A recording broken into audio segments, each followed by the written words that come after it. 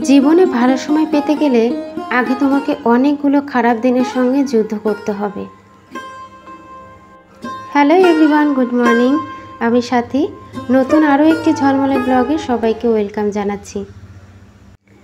আজ মঙ্গলবার সকাল 7টা থেকে ব্লগটা স্টার্ট করেছিলাম। সকালবেলায় আজ ফ্রেশ হয়েই চা খেতে বসেছি। আজ মেয়ে খুব বায়না করছিল আমায় পড়তে দিয়ে আসো। প্রতিদিন ওর বাবা দিয়ে আসে, আজ আমাকে যেতে হলো। চা খেয়ে এখানেই কাপটা ফেলে রেখে গিয়েছিলাম, আর সেখান থেকেই ঘটল একটা বিপত্তি। ঘরে ঢুকতেই ছেলের পায়ে লেগে গ্লাসটা তো ভাঙলো, কিন্তু গ্লাস ভাঙলো তাতে ক্ষতি হয়নি, কিন্তু ছেলের পাটা না একটু কেটে গিয়েছিল। তো হলুদ দিয়ে কোনো রকম সেটাকে বন্ধ করলাম। তারপরে ভাবলাম ঘরে কোথায় কাজ টাজ পড়ে আছে, তাড়াতাড়ি করে আগে ঘরটা ঝাড় দিয়ে নিই কোনো রকম। তো সেই জন্য সকালবেলায় কোনো কাজ হাত না দিয়ে আগে এই কাজ করতে বসেছি। তো সকালবেলায় যে এরকম একটা ঘটনা ঘটবে সত্যি আমি বুঝতে পারিনি। তো মাঝে মধ্যে এরকমই হয়, চাটা খেয়ে হয়তো কাপটা সাইডে রেখে চলে যায় ভুলে। তো তারপরে এই যে কম্পিউটারটা কালকে রাত্রে অনিশা দেখেছিল, খুলে রেখেছিল, আর সকালে উঠে দেখছি ধুলো পড়ে গেছে। ওইটাকেও একটু ক্লিন করে নিচ্ছি, না হলে আরও বেশি ধুলো পড়ে যাবে। আমার ঘরে তো বেশি একটা ফার্নিচার নেই, সে কারণে খুব একটা মোছামুছি করতে হয় না। আজ আর রান্না নেই, তাই সকালবেলায় এদিকটার কাজগুলো একটু সেরে ফেলতে পারলাম। সকালবেলায় রান্না থাকলে খুব একটা তাড়া থাকে যে 10টা সাড়ে 10টার মধ্যে কিছু না হোক ভাত আর তার সাথে কিছু একটা সবজি বলো ভাজা বলো করে দিতেই হবে, না হলে খাবো কি। তো কালকে তো হাজব্যান্ডের জন্মদিন ছিল, তোমাদেরকে বলেছিলাম, তার জন্য তো রাইস আর মাংস করেছিলাম, সেটা রয়েছে, ফ্রিজে রেখে দিয়েছিলাম। যা আছে সকালে সবার হয়ে যাবে। তো চলো এবার ঝটপট করে বাসনগুলো মেজে নিই। আর আজকে প্রচুর বাসন হয়েছে, সেই দুপুর থেকে না বাসনগুলো জমিয়ে রেখেছিলাম।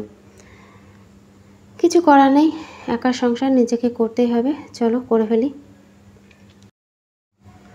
আজকে আর বাইরে বাসনগুলো নিয়ে গেলাম না, কারণ অনেক বাসন তো বাইরে বসে মাজতে আমার একটু কষ্টই হয় বলতে পারো।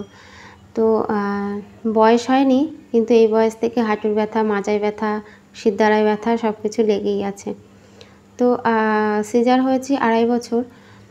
তো বসে বেশিক্ষণ বাসন মাজলে না পিঠে ব্যথা করে, হাঁটুতে ব্যথা করে। জানি না এরকম কারোর হয় কি না, তো আমার হয় জানো। আজ ডাল রান্না করব ভাবছি, মুসুর ডাল। তাই সকালবেলায় লাউ কিনেছে, তো বললো লাউ দিয়ে মুসুর ডাল করো, আর লাউয়ের খোসাগুলো একটু আজকে ভাজা করো। তো তোমরা কে কে লাউয়ের খোসা ভাজা খাও একটু বলো তো কমেন্টে। আর এদিকে আলু সিদ্ধটাও বসিয়ে দিয়েছি। তো লাউয়ের খোসা একটু মোটা করে কেটে ওগুলো কিন্তু আলু দিয়ে ভাজলে ভালোই লাগে, খারাপ লাগে না কিন্তু। অবশ্য লাউ আনলে আমি লাউয়ের খোসা ফেলি না, তবে আজ বললো খোসা একটু ভাজা করতে, তাই কেটে ফেললাম।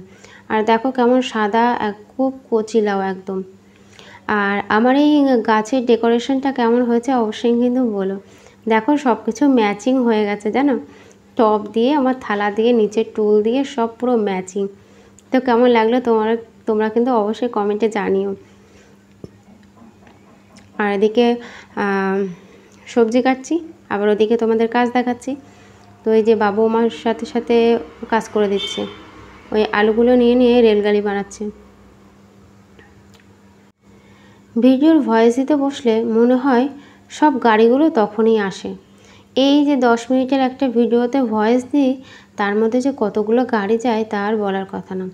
রাস্তার পাশে বাড়ি হলে এই হয় একটা সমস্যা, মানে রাস্তায় তো অনবরত গাড়ি চলতেই থাকে। আর আমি তো ভয়েস দিই রাত্রিবেলায়, তো মনে হয় এই সময়টা আরও বেশি গাড়ি যাতায়াত করে। তো ডালটা কিন্তু আমার সেদ্ধ হয়ে গেছে, আর পেঁয়াজ রসুন ফোড়ন দিয়ে, একটু জিরে ফোড়ন দিয়ে ডালটাকে বসিয়ে দিলাম। তো আমি কিন্তু এই হাঁড়িতে না একটু ফোড়ন দিতে আমার একটু সুবিধাই হয়, বিশেষ করে ডালটা। তো আমি একটু ঢেকে রান্না করার চেষ্টা করি সব সময়, কারণ অনেক সময় হয়তো আমি রান্নার পরে রান্নাঘরটা পরিষ্কার করতে সময় পাই না, সেই করি হয়তো রাত্রির বেলায়। তো সেই কারণে ঢেকে রান্না করলে কি হয়, ওই ফোড়ন টোড়ন দিলে তারপরে তরকারি চাপালে ওই যে একটা তেল ছিটকে যায় না, ওইটা একটু কম হয়, অনেকটাই কম হয় ঢেকে রান্না করলে।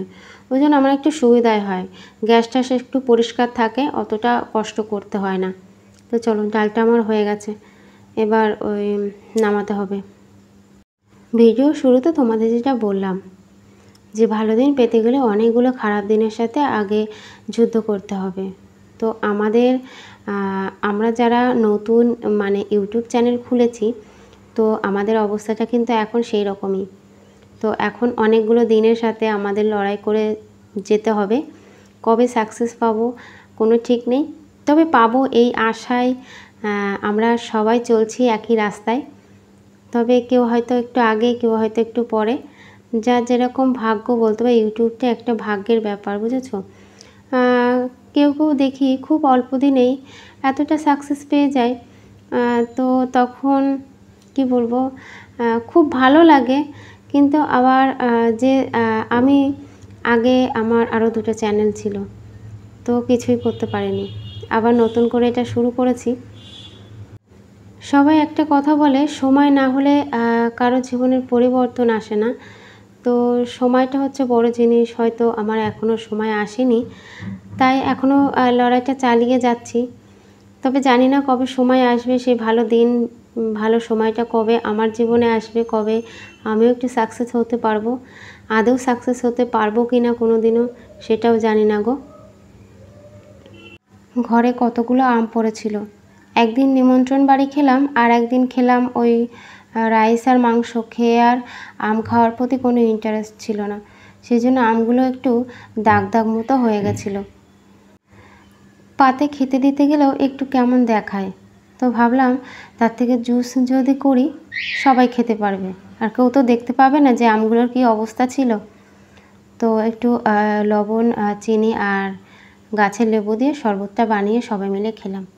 তোমাদের আর দেখানো হলো না কেন জানো, আমি কিন্তু আমার হাজব্যান্ড জানে যে আমি ভিডিও, আমার হাজব্যান্ড, তবে কি বলতো, ওই যে অনেক দিন থেকে আমি লড়াই করে আসছি না, তো সেই কারণে ও বলে তোমার দ্বারাই কিছু হবে না, তোমার এইসব হবে না, এইসব করে তোমার আর লাভ নেই। তো তবুও এখনও হালটা আমি ছাড়িনি, চালিয়ে যাচ্ছি। হয়তো দিনটা আমার সামনে আসবে এই আশাতে।